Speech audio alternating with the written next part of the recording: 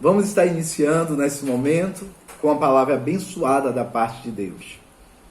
Está no livro de Mateus, capítulo 5, Mateus, capítulo de número 5, a partir do versículo 14. Mateus 5, 14, que diz assim: Vós sois a luz do mundo. Não se pode esconder a cidade edificada sobre um monte, nem se acende uma candeia para colocá-la debaixo do alqueire, mas no velador. E ali a todos os que se encontram na casa. Assim também brilhe a vossa luz diante dos homens, para que vejam as vossas obras e glorifique a vosso Pai que está nos céus. O Senhor Jesus, nas suas ministrações, diferente do que nós vemos no nosso dia de forma muito costumeira, percebemos que há muitas mensagens com propósito de emocionar o povo. De repente as pessoas se emocionar ao ponto de derrubar a cadeira e, entrar em êxtase. Diferente era a ministração de Jesus. O Senhor Jesus, ele tinha como propósito, como alvo, o alvo de Cristo, sempre foi que a palavra que ele ministrava gerasse vida e transformação no coração dos seus ouvintes. Alguns desejam ver a manifestação do poder, do sobrenatural, que isso emociona. Você vê um paralítico andar, você vê um morto ressuscitar. Eu digo de forma literal, como Lázaro ressuscitou. Ver um louco voltar à consciência, porque o espírito de loucura foi expelido. Tudo isso emociona, porque é uma manifestação sobrenatural, é a manifestação do poder de Deus. Mas é interessante que o Senhor Jesus, ele sempre foi criterioso, e o alvo de Cristo sempre foi transformar vidas pelo poder da palavra. E interessante que nas suas ministrações ele sempre usou elementos comuns, diferente de muitas palavras que nós ouvimos com muita bagagem, muito conhecimento. Não que isso seja ruim, mas não vejo tanta necessidade, porque Jesus sempre foi muito simples. De repente ele olha para o sal, que é algo que tem na cozinha e toda dona de casa utiliza, e sabe a importância do sal. Ele diz: olha, vós sois o sal da terra. E ele faz uma observação: se o sal ele estiver sem sabor, para que é que ele serve? Aí ele mesmo diz: para nada vai servir, a não ser para ser pisado pelos homens. Aí ele está nos trazendo a consciência de que onde eu estou, eu preciso trazer sabor. Que através da minha vida, vidas sejam abençoadas e edificadas. Aqui nesse texto que nós acabamos de ler, ele usa uma outra expressão. E nessa expressão ele nos diz que nós somos a luz do mundo. Ele fala: vós sois a luz do mundo. De que forma Deus te vê? Deus te vê como ele te projetou para ser. Deus projetou a mim e a você para ser luz. E interessante que a luz, para ser luz, ela não precisa fazer nenhum esforço, ela simplesmente é o que é. Ela não enfeita, porque ela não tem nem como enfeitar. Ela simplesmente é aquilo que foi projetada para ser. Simplesmente luz. E a sua existência transforma o ambiente, ou evidencia os fatos, ou esclarece o ambiente. Perceba que muitas das vezes eu e você está dentro de casa, está com tudo apagado. Você está sem saber por onde andar, as coisas estão um pouco obscuras. Quando você acende a luz, você encontra o que estava perdido, você vê onde estava sujo, você simplesmente tem uma melhor visibilidade. E o Senhor Jesus, ao nos alcançar, ele projetou essa realidade para nós, que nós venhamos ser a luz do mundo. Aí ele usa uma linguagem bem clara para que nós venhamos compreender o que eu estou falando. Ele diz: vós sois a luz do mundo. Não se pode esconder uma cidade iluminada. Uma pessoa iluminada não tem como você esconder, porque a sua atitude, a sua forma de ser é diferente de todos que estão à sua volta. Jesus aqui não está falando de uma cidade física. A referência que ele está dando é nos mostrando que se eu estou no mundo, o mundo precisa enxergar a luz de Deus que habita em mim. E isso só vai ser possível se Deus estiver habitando em mim. Se Deus estiver habitando na minha vida, eu vou conseguir viver o propósito de Deus aqui na terra. Vós sois a luz do mundo. Não se pode esconder uma cidade edificada sobre um monte, nem se acende uma candeia para colocá-la debaixo do alqueire, porém se coloca no velador, e assim fazendo ilumina todos que estão dentro de casa.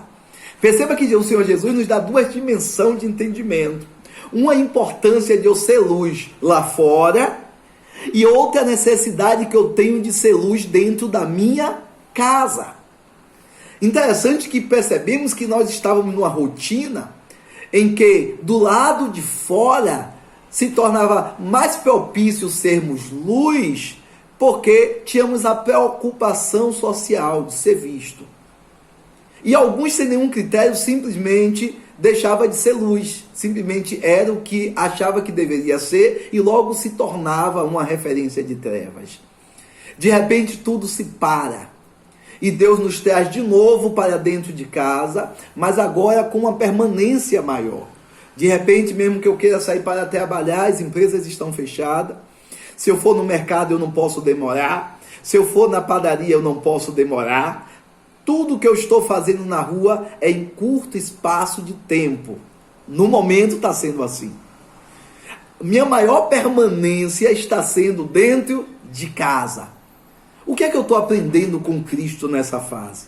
Deus está fazendo com que eu e você coloque em prática aquilo que lá fora nós declarávamos para outros. Porque é muito fácil ter luz, se é que existe, estou usando só uma linguagem figurada, ter luz ou ser luz aparente. Diferente de você ser luz verdadeira. Pastor, o que é luz aparente? É quando eu tenho uma aparência de bom, mas o meu interior é mau. Quando eu tenho uma aparência de servo de Deus, mas as minhas obras é de servo do diabo. É quando eu tenho a aparência de que sou luz, mas na verdade eu sou trevas. Por quê? Porque minhas atitudes não condizem com o padrão de Deus para a minha vida. Perceba que a luz, ela, na linguagem que Jesus utilizou, ele disse que essa luz provinha de uma candeia. A candeia era um tipo de luminária alimentada por azeite. Nos nossos dias, nós usamos a energia que acende a lâmpada. A energia, por sua vez, para existir, ela precisa de um gerador, que pela força das águas ela é produzida. Então perceba uma coisa, o Senhor Jesus está apontando de que a lâmpada ou a candeia em si, vazia, sem o azeite, para nada serve. Ela não vai iluminar. Assim somos nós, quando estamos vivendo longe da palavra de Deus. Você vai ter aparência, mas de fato você não vai ser bom. A bondade se acaba a partir do momento que alguém pisa no seu pé. A bondade se acaba a partir do momento que você está irado.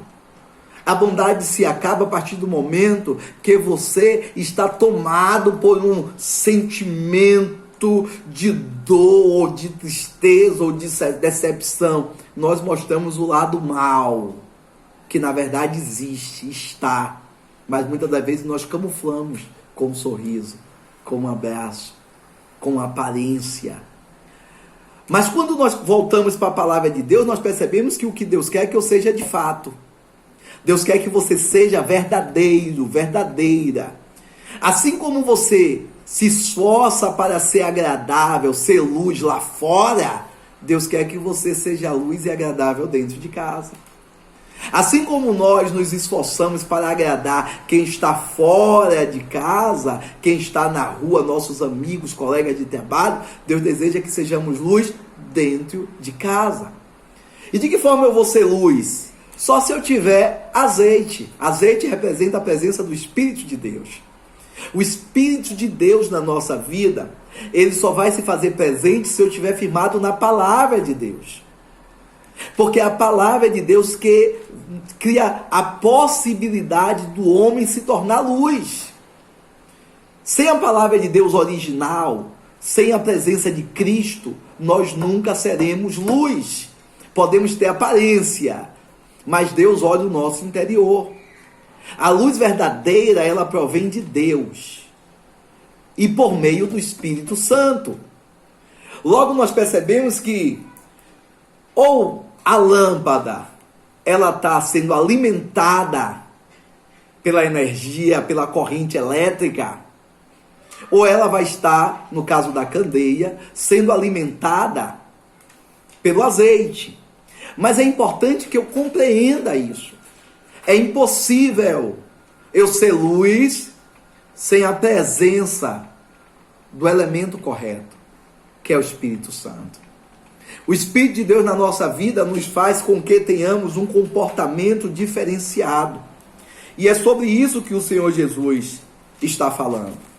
Quando ele usa essa linguagem de luz e nos traz a consciência automaticamente sobre a existência das trevas, a luz representando o dia e as trevas representando a noite, são momentos que configuram oportunidades na nossa vida.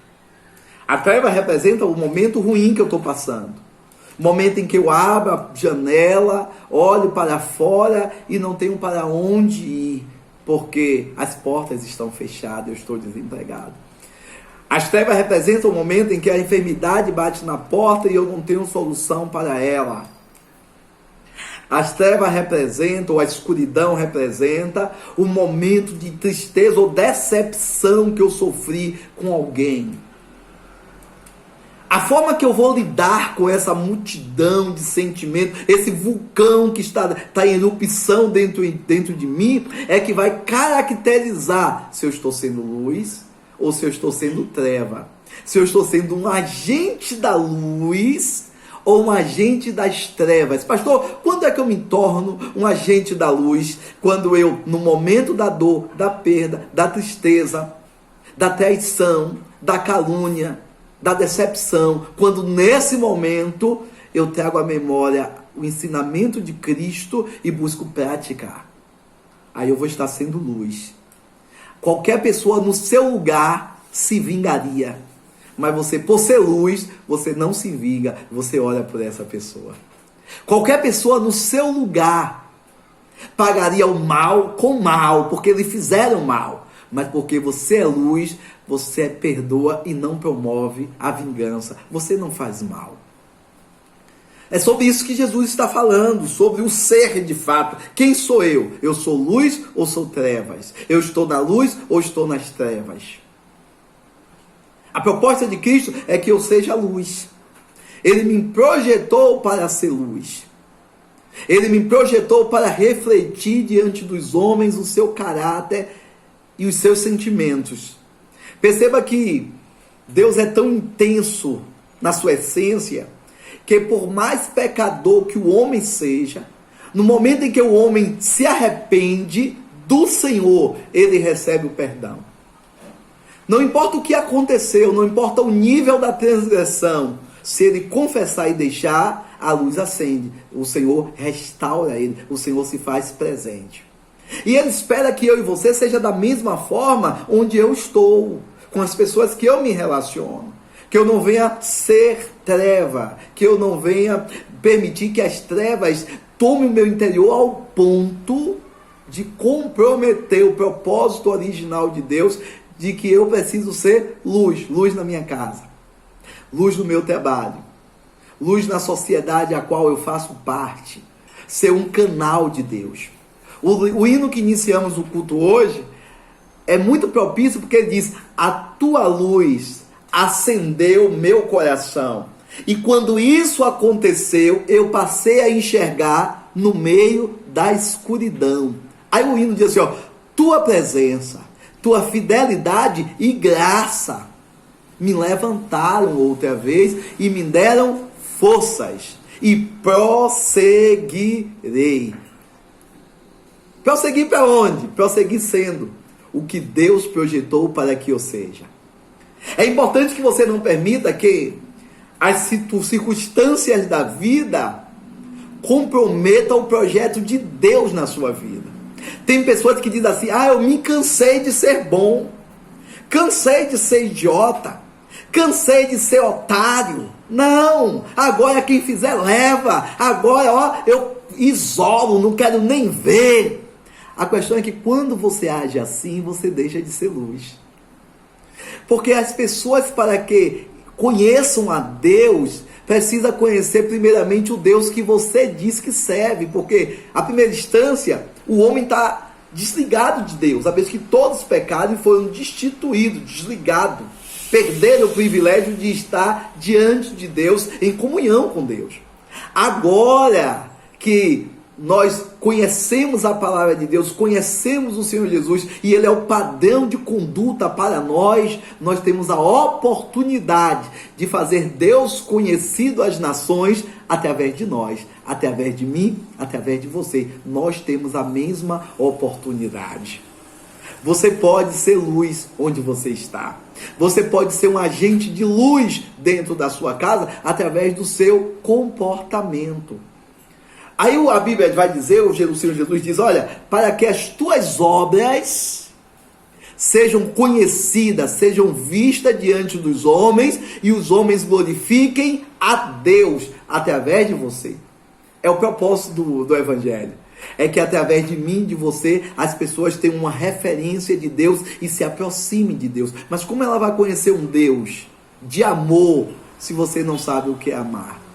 Como é que ela vai conhecer o perdão de Deus se você que diz que já conhece não sabe retribuir? Perceba que tudo que nós recebemos do alto, a proposta é que nós também venhamos transmitir para aqueles que estão aqui na terra. Tudo que eu recebo de Deus é para eu apresentar para a minha família. Tudo que eu recebo de Deus, tudo que eu aprendo de Deus, é para eu praticar, e através da minha prática que os homens conheçam a Deus. Mas para isso se faz necessário nós pararmos e refletirmos no tipo de vida que estamos vivendo. Vamos pensar juntos? Como é que eu estou dizendo que eu sou luz e consigo conviver com pessoas sem nem olhar para a cara dela?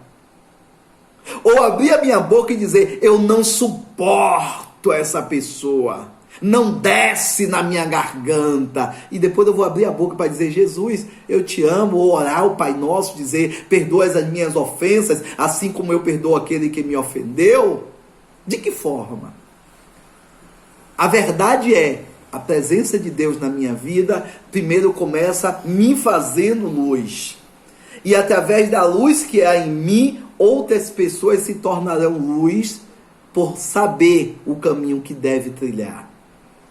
A expectativa de Deus é que o mundo olhe para mim e para você e conheça Ele. Foi sobre isso que o Senhor disse, o Senhor estava dizendo sobre isso. Olha, ao acender uma lâmpada, se coloca no teto da casa, no lugar mais alto, para que todos que estejam dentro de casa sejam iluminados. Então, qual é a proposta de Deus? É que eu, como marido, seja luz na vida da minha esposa. Qual é a proposta de Deus? É que a minha esposa, como mulher, ela seja luz de Deus para a minha vida. É que nós, como casal, sejamos luz de Deus para outros casais. Que eu, como filho, seja luz de Deus para outros filhos. Para o filho de outras mães, para outras famílias. Que nós sejamos referência. Mas o que é que estava acontecendo? Estavam vivendo aí uma confusão muito grande, principalmente no meio daqueles que declaram conhecer a palavra de Deus, que se tornou trevas em nome, dizendo que é luz. Eu não consigo compreender como é que uma pessoa, eu estava no mundo, bebia, fumava, me prostituía. Hoje eu sou de Deus e declaro que eu sou luz. Como é que hoje, depois de 23 anos de trajetória, eu passo a ter um entendimento tão profundo do Evangelho, ao ponto de voltar a beber? E por que eu voltar a beber? Porque eu estou estressado, então eu vou beber. Porque eu vou beber? Porque a bebida me faz bem, e não é nada demais. Aí tem alguns que argumentam, porque você sabe, né? Deus condena, a Bíblia abomina é a embriaguez, mas eu bebo socialmente. Ei, psiu. Você está caminhando para as trevas. Você já é treva, que você já está em trevas. A noite e o dia, a luz e as trevas, não tem como se misturar. Ou eu sou luz, estou alimentando a luz que é em mim, ou eu estou nas trevas e estou fortalecendo a treva que está em mim. Se eu estava no mundo, o Evangelho chegou e tirou de mim a prostituição, tirou de mim o desejo pela bebida, tirou de mim o desejo por drogas, tirou de mim tudo isso que alimenta as trevas. Como é que com o passar dos anos eu agora encontro o respaldo para voltar às práticas anteriores? Vamos parar para pensar. É sem sentido esses argumentos. Na verdade, a alma está voltando para as trevas, está sendo revelada através dos desejos que eu tenho. Porque o desejo que você tem revela o seu estado. Vou repetir. O desejo que você tem revela o seu estado. A inclinação que você tem, você que está em prostituição, que é casado e está com mulher na rua, você que é casada e está com mulher na rua, ou você que é solteira, mas está com o homem dos outros e está dentro da igreja. Tem uma vez que eu vi uma situação muito interessante dentro da igreja. A igreja tinha começado, eu pregava num galpão, e nesse galpão tinha poucas pessoas que visitavam, que eu estava iniciando o ministério. E tinha uma irmã lá que estava começando a ir para a igreja, e de repente Deus me deu uma palavra muito boa falando sobre prostituição. E como eu prego muito trazendo ilustrações, eu comecei a ministrar a palavra do jeito que eu costumo ministrar. E na palavra, Deus falou muito sobre prostituição, sobre alguém que estava vivendo no erro, com aquilo que não era seu, com o homem que não era seu, com a mulher que não era sua, e vivendo como se estivesse bem, e Deus desenrolou tudo. Beleza, fui embora, terminou o culto, abençoei, a irmã foi embora. Não falou comigo, normal, terminou o culto, cada um vai embora, achei normal. 1 semana, 2 semanas, a irmã não apareceu. Eu fui na casa dela, irmã, como é que você está? Tudo bem? A irmã já recebeu com a cara fechada e disse, eu estou ótima. Sim, irmã, a irmã nunca mais apareceu na igreja, o que foi que houve? O senhor não vigia? Eu disse, como assim? O senhor não vigia? Quem foi o fofoqueiro que contou minha vida para o senhor? Eu disse, não sei do que a senhora está falando, eu realmente não sabia. Ela disse, o senhor não vou querer rodeio, não, que eu estou retada mesmo, deixa eu falar com o senhor. Não dou mais meu dízimo lá na sua igreja. Sabe por quê? Porque o senhor de púlpito lá estava falando da minha atitude, estou mesmo com um homem que não é meu, e o senhor não tem nada a ver com isso, e quebrou o pau comigo. Eu fiquei assustado, missionário, iniciando a obra, eu nunca tinha tido uma experiência daquela. E por causa disso eu não piso mais o pé lá, e meu dízimo o senhor não veio. Eu falei, minha irmã, não estou preocupado com o seu dízimo, não, estou preocupado com você. De onde foi que a senhora tirou essa ideia? O senhor falou sim, foi alguém que lhe falou. Irmão, não tinha falado nada. É que o Espírito de Deus, ele fala no meio do seu povo. O Espírito de Deus que está presente, ele sempre vai lhe confrontar. Então, pelo amor de Deus, quando você estiver numa igreja, num culto, que a palavra está denunciando o seu comportamento errado, não receba como indireta. Permita que a luz de Deus volte para dentro de você. Creia, ela não voltou mais no ministério. Não pisou mais o pé na igreja. Passou para outra igreja. Tem pessoas que é assim. Quando é confrontado, Deus está chamando para abandonar as trevas e se firmar na luz, prefere mudar de igreja, porque lá ninguém conhece a sua história, a sua realidade de trevas, aí chega com aparência de luz. Como só o tempo revela a realidade interior, às vezes a pessoa prefere até a igreja grande para não poder ser conhecido acerca da sua realidade, da sua bagaceira. E tem outros que é cara de pau mesmo, como ela falou, eu tô e vou continuar. A questão é que se você não for luz, Se a sua obra for obra das trevas, você pode ir para onde você quiser. Você pode ir para a porta de bar, você pode ir para a cama do homem dos outros, da mulher dos outros, você pode ir para motel, você pode ir para onde você quiser, você só não vai para o céu. Lá você não entra. Então, o que é necessário? É necessário eu ter consciência do que é ser luz. É necessário eu ter consciência do que, qual é o projeto original de Cristo. Não é os meus argumentos, não é o que estão falando. Tem pessoas que estão em trevas e ainda dizem assim, ó, não se meta porque é um mistério de Deus comigo. Tu vai para o inferno com todo esse mistério, vaso. Seu vaso é tão forte, seu mistério é tão forte que quando chegar no inferno, você vai ter um choque, porque o cão não vai liberar o trono para você. Você vai ficar em choque. Você vai querer reinar lá e o cão vai dizer, aqui não, que o trono do inferno tem dono. Então é melhor você ser destronado aqui. É melhor você abrir mão do que você precisa abrir mão aqui. Tem pessoas que vivem. Eu não sei como é que tem pregadores que conseguem ministrar a palavra na prática do adultério. Tem gente que sai do culto e vai fumar maconha, cheirar crack. Tem pessoas que saem e já vai para a porta de um bar. São várias coisas que acontecem no meio do povo que se diz ser luz, e isso serve para todos os segmentos. Tem pessoas de tudo quanto é jeito em todos os lugares. Eu me refiro às pessoas que estão na igreja evangélica, porque sobre nós há um peso maior. Jesus disse que nós somos luz. Aqueles que já estão nas trevas, na prática do pecado, para eles tudo é normal, para nós não é. A proposta de Deus é que pecado na nossa vida seja acidente e não um projeto. Eu projeto o pecado que eu vou praticar e pratico e faço de conta que nada está acontecendo. Irmão, você não é luz quando você se senta para estar falando mal de pessoas, do seu pastor, do seu irmão da igreja, do diácono, do presbítero, do evangelista. Você não é luz. Esposa, você não é luz quando você se senta para estar falando mal da vida dos outros na porta. Você não é luz, você está sendo trevas. E eu preciso compreender isso para que haja mudança e transformação. O evangelho, a proposta dele é mudança. Eu não sou a palmatória do mundo, não sou o centro do mundo. Eu sou mais um que habita sobre a face da terra.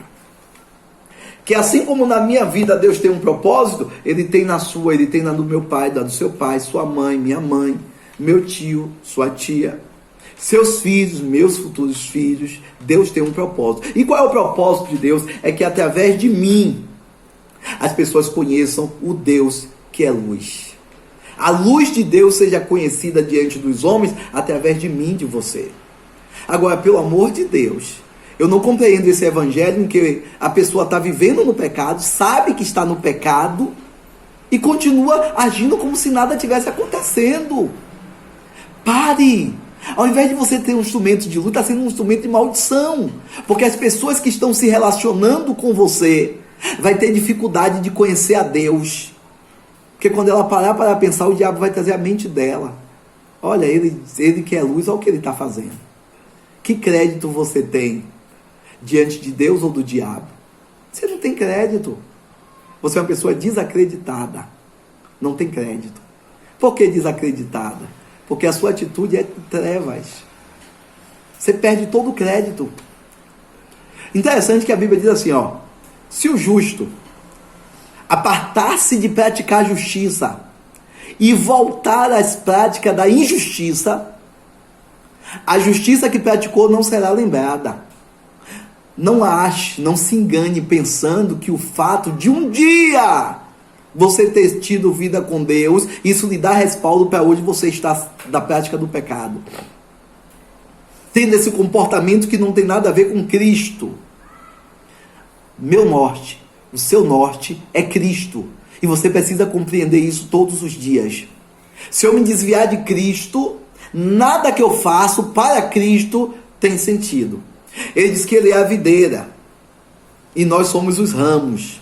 Se nós estivermos nele, beleza, Quando é que eu estou em Cristo? Quando a construção dos meus pensamentos e a motivação do meu coração é baseado nos princípios de Cristo. Quando é que eu estou afastado de Cristo? Quando a construção dos meus pensamentos e a motivação do meu coração está distante de Cristo. É só uma análise.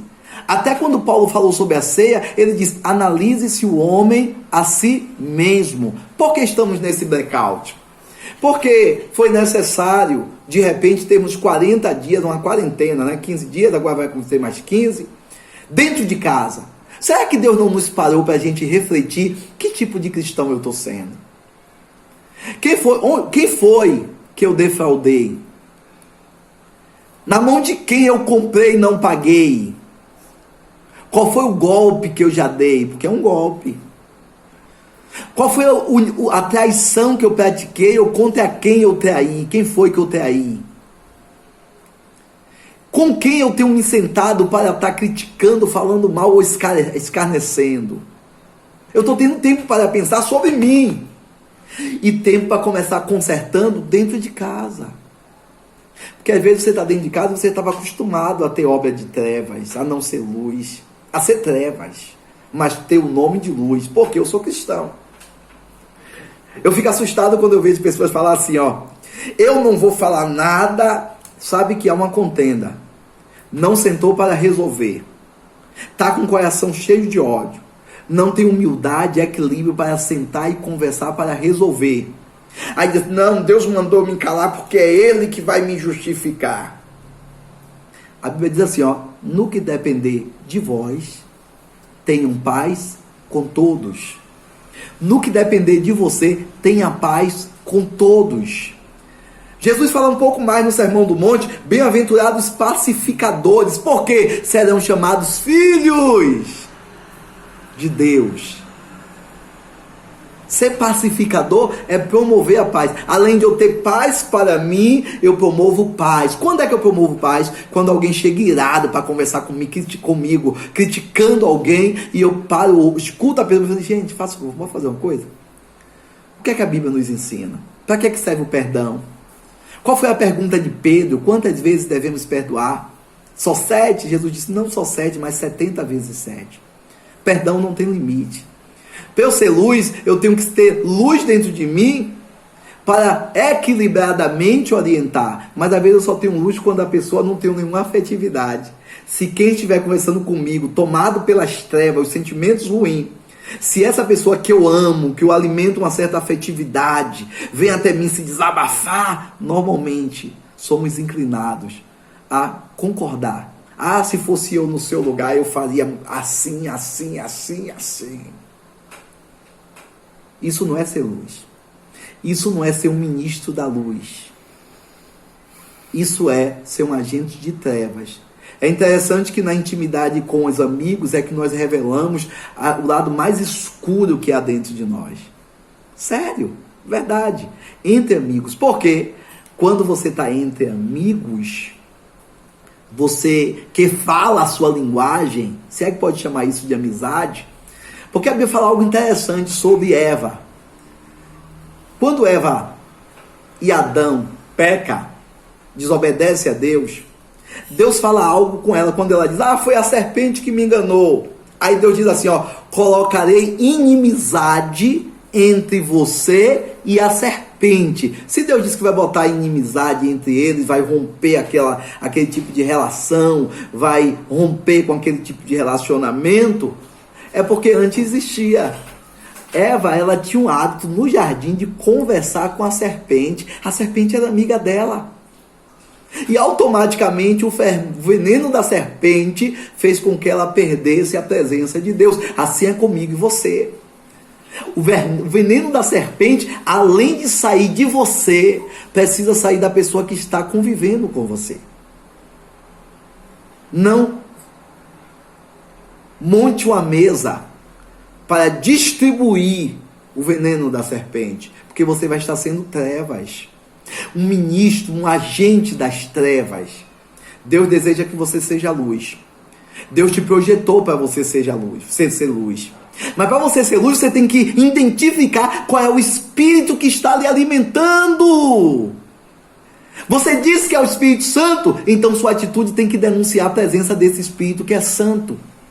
Se você está se prostituindo, está em adultério, está na fornicação, você está no pecado, o Espírito está sendo alimentado, não é o Espírito de Deus.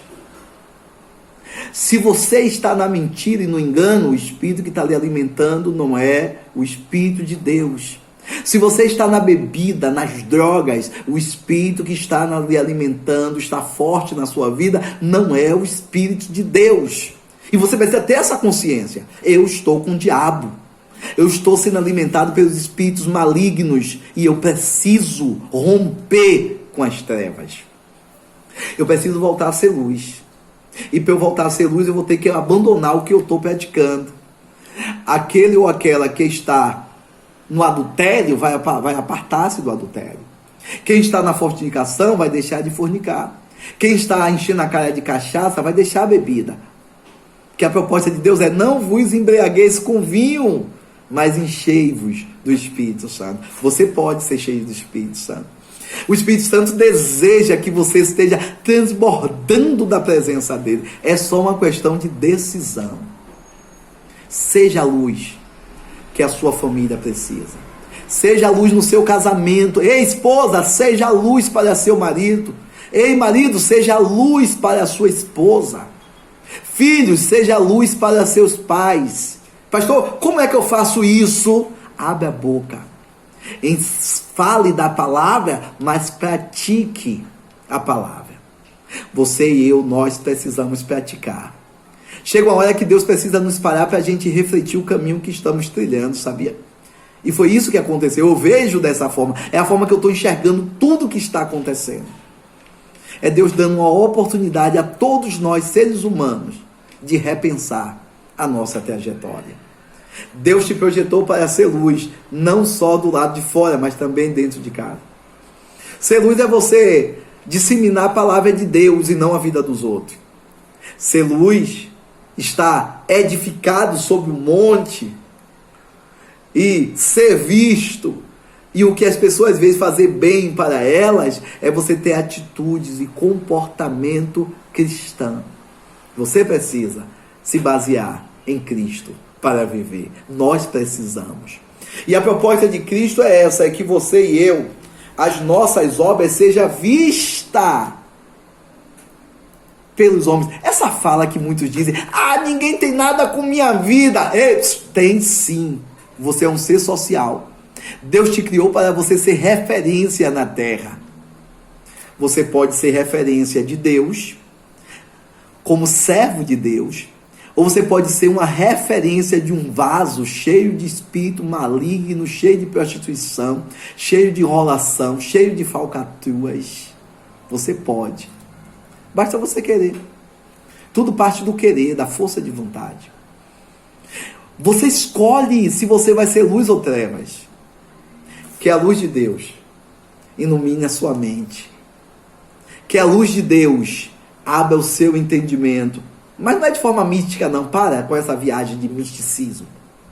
Eu acho que um grande problema que nós temos aqui, principalmente em Salvador, é que muitos de nós viemos da cultura afro. E a gente é muito místico, né? A gente veio de uma cultura de tomar banho de sal grosso, botar a ruda atrás da orelha. A gente veio da cultura de ouvir horóscopo e botar a cor que o horóscopo botou. Então, a gente quer a coisa um pouco mística. E, na verdade, Deus quer que nós pratiquemos o que já está revelado na palavra. Deus não vai precisar usar ninguém para revelar nada. Você já sabe dos seus caminhos. Você que está no adultério, você sabe que está com o homem dos outros. Você que é mulher, você que é homem, sabe que está com a mulher dos outros.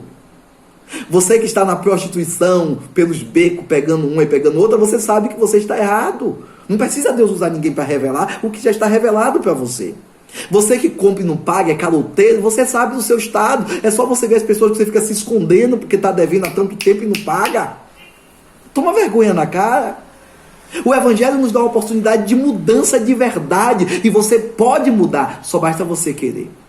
Não importa se até aqui você foi trevas. Jesus tem azeite para acender tua lamparina nessa noite. Glória a Deus. Jesus tem o que você precisa para voltar a ser o que Ele projetou para você ser. Basta você querer. É uma questão de força de vontade e consciência responsável. Seja a luz. Seja o que Deus projetou para você ser. Seja uma bênção. Tome uma postura hoje. Aproveite essa fase. Olha, deixa eu te falar uma coisa. Sabia que o que está acontecendo hoje, muita gente vai morrer, é verdade. E muita gente está morrendo todo dia. Mas sabia que eu estava refletindo, coisa minha. Eu refletindo, não é a Bíblia que está dizendo, não. Cláudio pensando. A morte de quem pegar ou chegar ao óbito através do coronavírus é uma morte lenta. Por quê?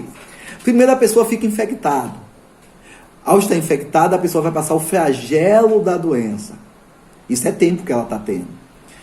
Depois do flagelo da doença, vai chegar num estado tão grave que a falta de ar, porque a doença ataca os pulmões, vai chegar tão intensa para aqueles que vão morrer, que tudo isso aí está tendo tempo para se arrepender de toda a miséria que tem sido. De se humilhar diante de Deus. Você já pensou por esse ângulo?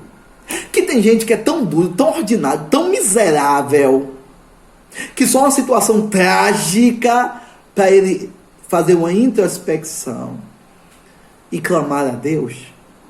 Sabe por que o evangelho tem que ser pregado a toda criatura, Vaso? É importante que você saiba isso. Porque o Espírito de Deus vai trazer à memória aquilo que você conhece, aquilo que você leu ou aquilo que você ouviu. Olha o que a Bíblia diz: a fé vem pelo ouvir. E ouvir o quê? A palavra de Deus. Por isso que você e eu precisamos falar da palavra de Deus dentro de casa e onde estamos. Porque na hora do desespero, o Espírito Santo vai trazer à memória da pessoa tudo o que ele ouviu falar acerca de Deus. Então, eu vejo essa circunstância que estamos vivendo não só como um lado ruim, eu vejo também a oportunidade de Deus de misericórdia para muita gente miserável que precisa alcançar a salvação. Pastor, que palavra dura é essa? Que entendimento é esse, pastor? Está repreendido. Você pode até repreender. Mas se eu te falar que tem gente que é tão miserável que para se arrepender dos pecados precisa estar sentindo a morte perto. Interessante que uma certa feita eu vivi uma situação, eu estava no mundo ainda. E eu era do candomblé e os orixás queriam que eu fosse pai de santo e eu não queria ser pai de santo. E eu estava naquela fase de relutância. E aconteceu que lá no Recanto das Ilhas, onde eu morava na época, na casa do meu pai, aconteceu uma situação em que eu bebi muito e um Exu se manifestou, porque eu era filho das trevas, eu carregava espíritos. E o que aconteceu? E esse Exu fez uma zoada e quebrou cadeira e foi uma confusão lá no bar chamado Bareta, e foi uma confusão, e meu irmão Roberto falou assim: Cláudio, aquele não era você. Como é que você fez tudo aquilo? Rapaz, eu não me lembrava de nada que tinha acontecido. Aí, de repente, no dia seguinte, o dono do bar Bareta, por ser policial, fez uma batida falsa no Recanto das Ilhas, disse que tinha tráfico e veio a polícia e fechou o recanto, e eu estava no fim de linha, e daqui a pouco eu estava vindo e mandaram eu ir para casa do meu irmão, e eu tentei ir, no meio do caminho a polícia me parou, me algemou e me prendeu. Me botou dentro do camburão. Eu não tinha feito nada, quem tinha feito eram os espíritos que dominavam a minha vida. Eu nem lembrava do que tinha acontecido. Mas eu era filho das trevas, quem reinava na minha vida eram os espíritos, não era o Espírito de Deus, era o orixá, eram os Exus, eram os caboclos, não era Jesus Cristo de Nazaré. Jesus eu conhecia de ouvir falar, com intimidade eu conhecia esses espíritos. Sabe o que aconteceu? Deixa eu te falar um negócio. Foi preso também um rapaz chamado Fábio, e meu irmão ia. Ele disse que era um tráfico de drogas, então teve que levar o povo para Pau da Lima, para a delegacia de Pau da Lima. Eu acho que é a 10ª de Pau da Lima, mais ou menos isso. Aí botou dentro do camburão. Quando eu estava dentro do camburão, interessante, um rapaz chamado que estava lá dentro do camburão comigo, ele era afastado do evangelho. Quando ele se viu preso por algo que ele não tinha feito, apesar de que ele usava droga, mas não estava traficando, como foi dito, ele começou a gritar. Eu não era evangélico, não conhecia a palavra de Deus, ele começou a gritar dentro do carro: Jesus! Jesus! Eu te peço perdão pelos meus pecados.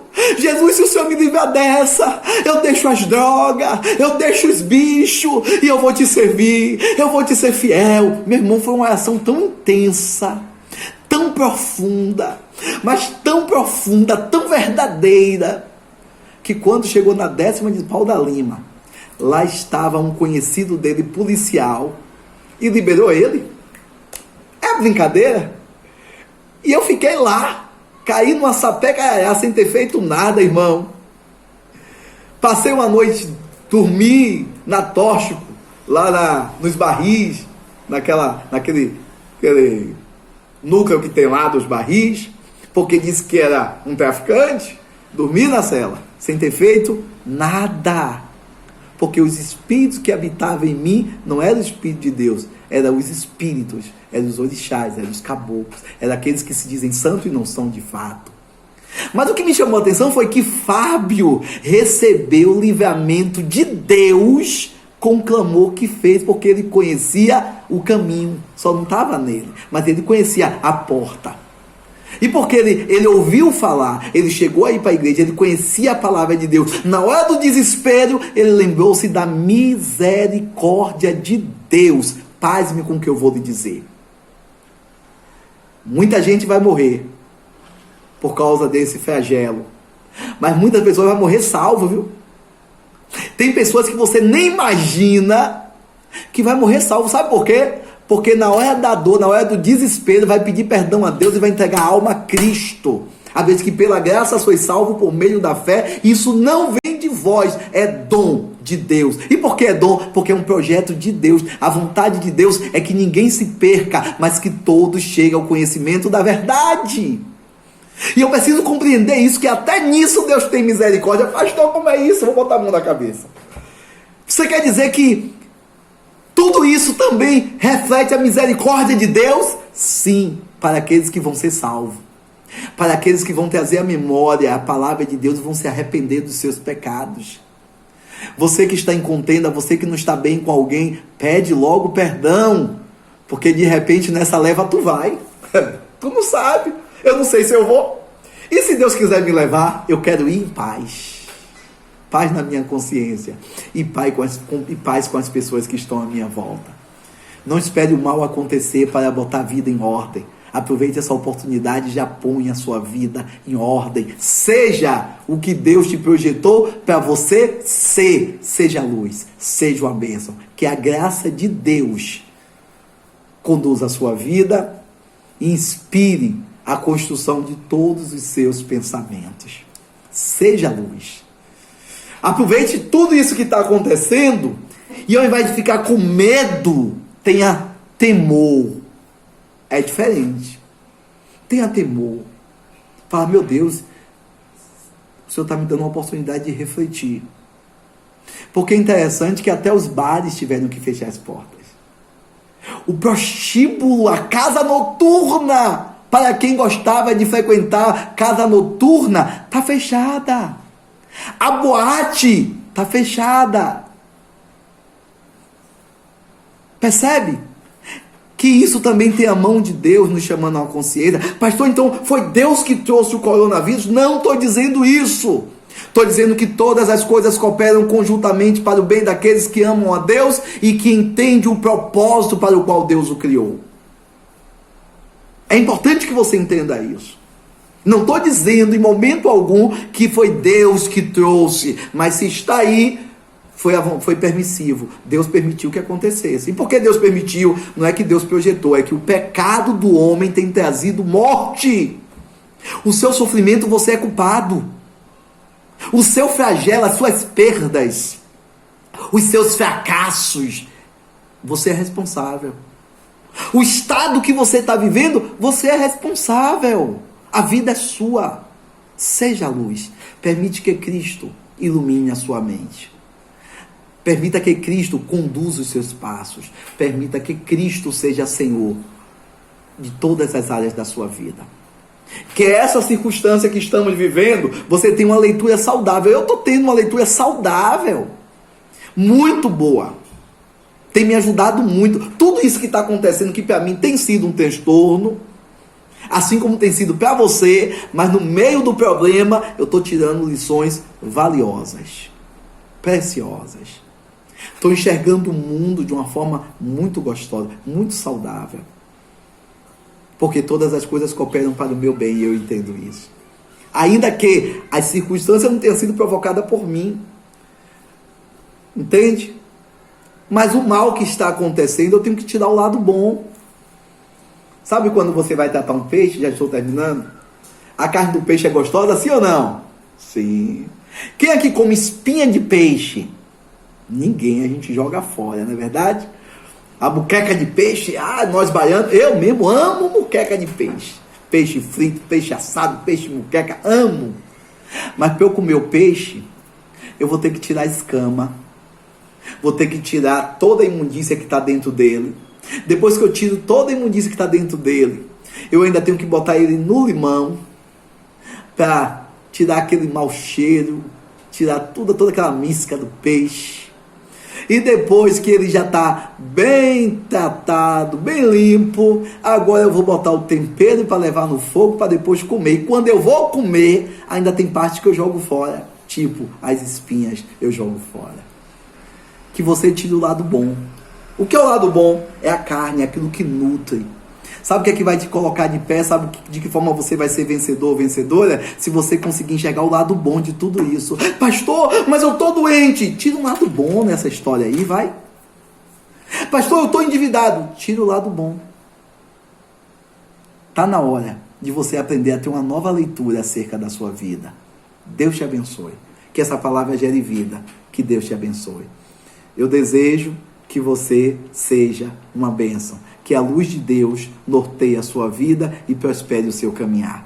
Eu abençoo você, abençoo sua casa, abençoo seus projetos e profetizo que a partir de hoje um novo tempo vai raiar na sua vida. A luz de Cristo vai lhe conduzir a partir de hoje.